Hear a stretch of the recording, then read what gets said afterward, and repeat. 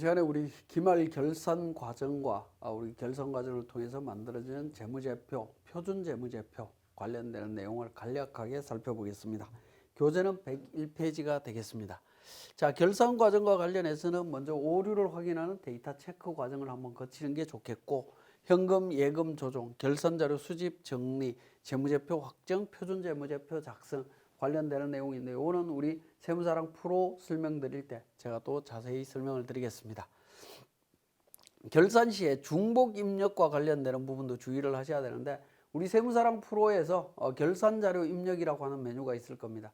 거기에서 이제 작업을 하실 때 좀 주의를 하셔야 되는 부분이긴 한데, 자, 특히 감가상각비 같은 경우에 보시면 관련되는 내용들을 찾다 보면 감가상각비에 결산 전 금액과 결산 반영 금액이 있습니다. 이 경우에 보시면 결산 전 금액은 이미 전표에 금액이 반영이 돼 있다라는 거거든요. 반영이 돼 있는데 추가적으로 또 이렇게 반영을 하게 되면, 그래서 전표를 생성하게 되면 이 금액이 이중으로 반영이 된다라는 겁니다. 이중 반영이 일어나게 됩니다. 이중 반영이 일어나면 문제가 생기겠죠, 그죠? 그러니까 비용을 이중으로 처리하는 문제가 생기기 때문에 특히 감가상각비의 이중 계상 시에 주의하실 필요가 있습니다. 그래서 수동 결산과 자동 결산을 중복 적용하는 경우에 나옵니다. 그러니까 이 부분은 가능하면 자동 결산 방식으로 하거나 아니면 아예 완전히 수동 방식으로 하든가 해야 됩니다. 두 방법을 혼용해서 쓰시다 보면 잘못하면 이중으로 들어가게 됩니다. 주의하셔야 되겠고요.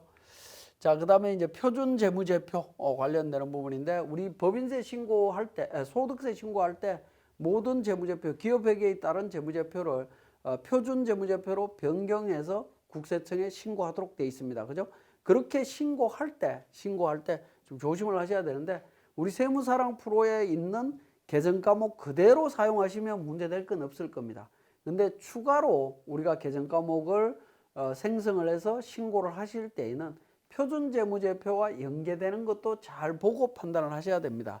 특히 외화 외상 매출금과 대손 충당금, 이렇게 계정 과목을 만들었다라고 하면 외화 외상 매출금 5천만 원, 거기에 관련되는 대손 충당금 500만 원 하게 되면 총 4,500만 원 이렇게 되겠죠, 그죠? 4,500만 원 이렇게 표시가 되는데,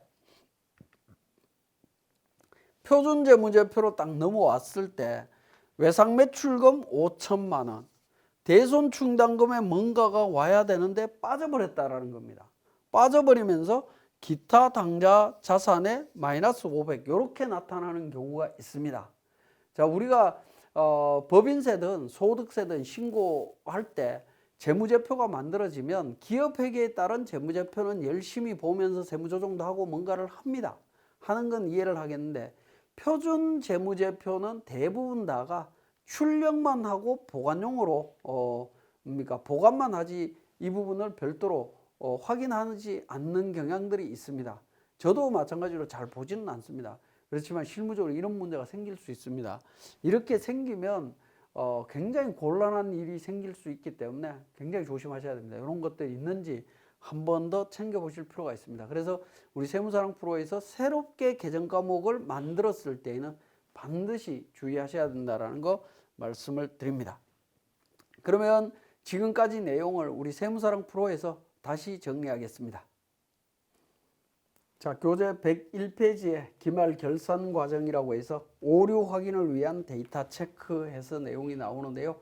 자, 전표가 입력이 다 완료되고 결산이 어느 정도 진행이 될 때쯤에는 한 번 정도는 데이터 체크를 한번 해보실 필요가 있습니다. 우리 데이터 분석 관리 쪽에 가면 데이터 관리 로마 숫자 1번이 나오죠. 여기에 데이터 체크라고 있습니다. 데이터 체크 선택하신 다음에 F6번 검사 시작을 통해 갖고 검사를 한번 해보시면 좋습니다. 이런 경우에 빨간색으로 오류 멘트가 뜨는 경우에는 그 내용을 분석하셔서 가능하면 수정을 해주시면 좋을 것 같습니다. 그렇게 한 번씩 정리를 해주시면 오류를 사전에 방지하실 수 있다라고 보시면 되겠습니다. 자, 그 다음에 재무회계 쪽에서 현금 예금 조정과 관련되는 부분이 되겠습니다. 우리가 전표를 입력을 하다 보면 개인 사업자들 같은 경우에 사업용 계좌라든가 이런 부분들 개인적인 용도로 사용하는 금액들이 상당히 많이 있죠.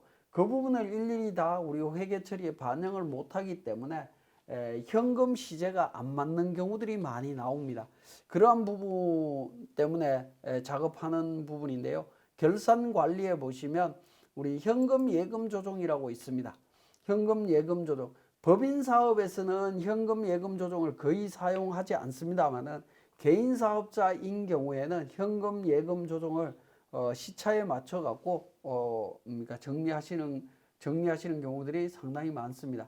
대부분 일괄 조정 기능을 통해서 적용을 하는데 1월 달부터 12월 달까지. 자, 그리고 현금이 입금되거나 개인 사업자가 입금되거나 출금하는 부분은 인출금으로 처리를 합니다. 개인 사업자들은 2번 인출금. 최소 금액 100만 원. 요거는 이제 선택하기 나름입니다. 최대 200만 원. 조정 단위 200만 원 기준으로 해서 적용을 하게 되면 수정 후 금액은 최소 잔액과 최대 잔액을 기준으로 해서 그 사이에 금액으로 대충 맞춰줍니다. 뭐 100% 완벽하게 다 들어가지는 않겠지만 그 범위 내에서 맞춰서 일괄 정리를 해준다라는 거죠. 그래서 조정 전에는 마이너스 금액도 많이 발생하고 있었지만 조정 후에는 이렇게 전부 다 플러스 금액으로 이렇게 반영이 되면서 전표가 생성이 되고 있습니다. 자, 이 부분을 F4번 전표 추가를 통해서 처리를 하게 되면 현금 출납장이라든가 이런 부분에서 현금 계정이 마이너스 나거나 하는 부분은 없는 형태로 딱 일정하게 만들어주는 기능이라고 보시면 될 것 같습니다. 혹시라도 이 기능 활용하실 때에는 현금만 이 부분에서 처리를 해주시면 될 것 같고, 예금이라든가 이런 부분들은 직접 원인을 파악해서 하나하나 일괄 정리를 하셔야 된다라는 거 말씀을 드립니다. 그렇지만 법인 사업자는 가능하면 현금 예금 조정 기능은 사용하지 않는 걸로 이해를 하고 진행을 해주시면 좋을 것 같고요.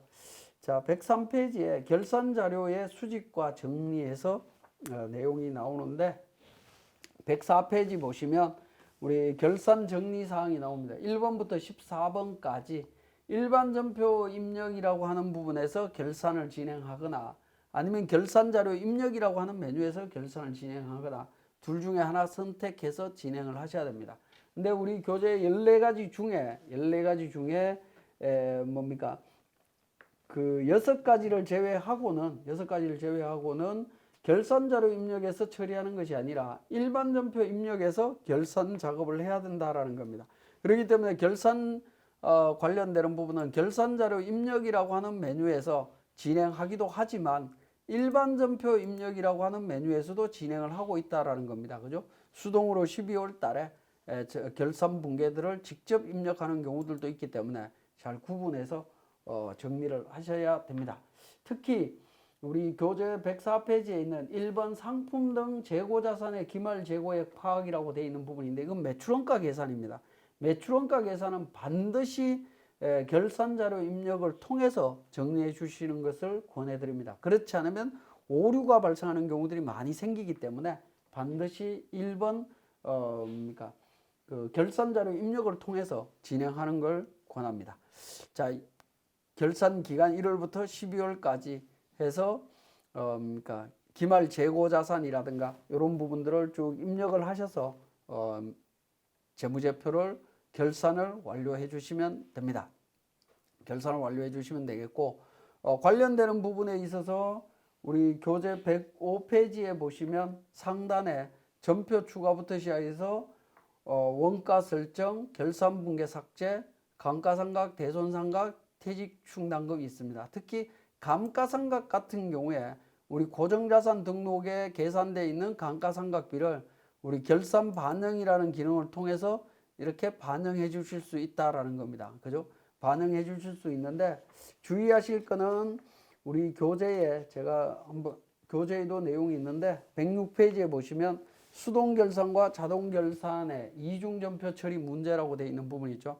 자, 결산 전금액의 감가상각비 1200만 원 이미 포함이 되어 있고요.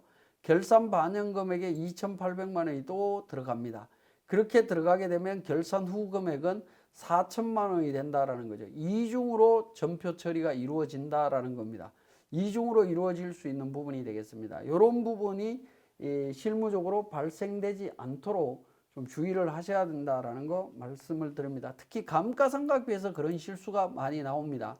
고정자산 등록에 등록되어 있는 감가상각비를 반영을 하다 보면 본인이 수동으로 일반 전표에 전표 처리했는데도 불구하고 또 반영하는 경우들이 있을 수 있기 때문에 좀 주의를 해 주시고, 대손상각비, 퇴직급여 충당금도 우리 결산자료 입력 쪽에서 계산을 하실 수 있습니다. 참고적으로 보여드리면 이렇게 계산이 가능하도록 되어 있습니다.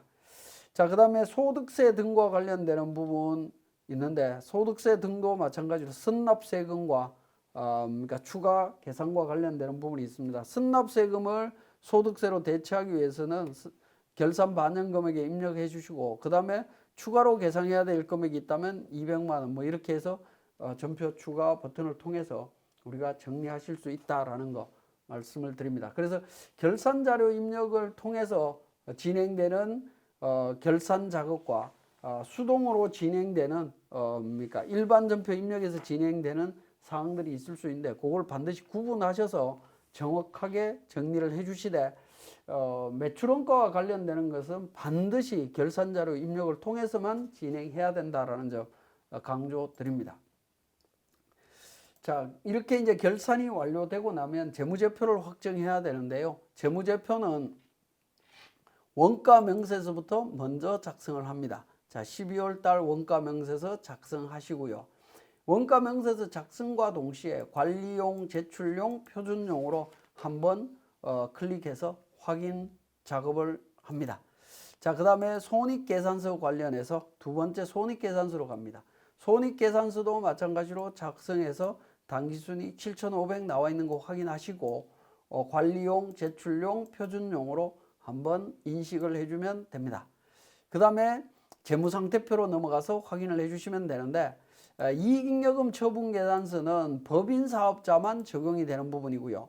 손익계산서에서 우리 손익계산서에서 하나 보실 거는, 자, 손익계산서에서 12월 달 전표를 조회하시고 난 뒤에 상단에 보시면 전표 추가라고 하는 메뉴가 있습니다. 이 부분은 어떤 부분이냐면, 우리가 그 관련되는 수익과 비용 관련되는 부분들을 손익 계정에 대체해서 당기 순손익을 그러니까 재무상태표의 자본 항목으로 대체하는 과정을 법인은 기본적으로 이익잉여금 처분계산서에서 진행했다면, 개인사업자는 이익잉여금 처분계산서라는 기능이 없기 때문에 109페이지에 있는 것처럼 그러니까 전표 추가라고 하는 메뉴를 통해서 진행을 한다라는 겁니다. 전표 추가를 통해 갖고 그러니까 일반 전표로 진행을 하게 됩니다. 그래서 전표 추가를 통해서 진행하고 나면 우리 12월 달 합계잔액 시산표를 출력하게 되면, 조회를 하게 되면 보시면 관련되는 부분이 손익계정이 만들어지면서 매출, 매출원가, 제조원가, 판관비 관련되는 부분, 각종 영업외 수익, 영업외 비용 관련되는 부분들이 전부 잔액이 제로가 되면서 당기순이익이 자본금에 전부 반영이 되어 있을 겁니다. 이렇게 일괄 반영되는 형식으로 변경이 됩니다. 자, 그리고 마지막으로 이제 재무상태표 12월 달 조회하셔갖고 마찬가지로 관리용, 제출용, 표준용으로 한번 인식을 해주시면 되겠습니다. 이렇게 이제 정리를 해주시면 되겠고, 이렇게 작성된 재무제표가 우리 소득세 세무조정할 때 적용이 되는 재무제표로 연계되도록 되어 있는데, 그게 바로 표준용이다라는 겁니다. 표준용으로 재무제표를 만들었다라고 보시면 됩니다. 표준용으로 만든 부분은 별도로 우리가 작업을 하는 건 아니고요. 재무제표를 이렇게 인식을 했을 때 관리용, 제출용, 표준용이라고 되어 있는 이 표준용을 한번 클릭함으로써 작성이 된다라고 보시면 되겠습니다. 자, 이렇게 작성되는 과정에는 우리 기초정보관리에 계정과목 및 조교 등록에 보시면 모든 계정 과목에는 하단에 보시면 오른쪽 하단에 중간 부분이죠. 여기에 표준 재무제표에서 관련 코드 번호가 있죠. 이 코드 번호가 다 연계가 되어 있습니다. 이 코드 번호에 따라서 표준 재무제표가 자동으로 작성된다라고 보시면 되겠습니다. 기본적으로 다 설정이 되어 있기 때문에 여기에 맞춰서 우리 재무제표 확인하실 때 표준용어를 한번 클릭해 줌으로써 자동으로 작성이 됩니다. 자, 이렇게 작성이 되고 나면 우리 개인 조정에 가서 표준재무제표 수익금액이라고 하는 수익금액 조정이라고 하는 부분에서 표준재무제표를 불러옵니다.